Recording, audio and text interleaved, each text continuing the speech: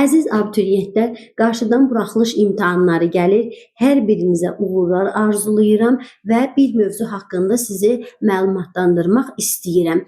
Testlərdə tez-tez qarşımıza çıxır ki, sözdə hecaların sayı ilə sait səslərin sayı bərabər olmaya bilər. Bu tipdə bir variant görsəz, tərəddüd etmədən doğru götürün. Çünki səs artımı və səs düşümü fonetik hadisəmizi yadınıza salın. Bəzi sözlərin tələffüzündə səslər düşə bilir, bəzilərində arta bilir. Bu zaman tələffüzə görə biz onu necə götürürük? Məsələn, nümunələr üzərində sizə izah eləməyə çalışacağam. Məsələn, hüznlü yazırıq, hüzünlü tələffüz eləyirik. Deməli, biz hecaların sayını yazılışla götürdüyümüzə görə hüzünlü sözündə 2 heca var.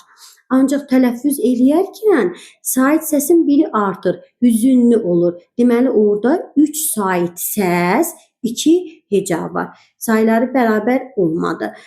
Yaxud da ki, səs düşümünə baxaq. Saat sözündə 2 heca var. Tələffüz edərkən səslərdən, sait səslərdən biri uzanır, biri düşür. Onda qalır bir sait səs. Yəni, hecaların sayı ilə səslərin sayı bərabər olmadı. Qısacası, qaydamız belədir ki, sözdə neçə sait hərf varsa, o qədər də heca var. Ancaq sait səsə diqqət yetirmək lazımdır.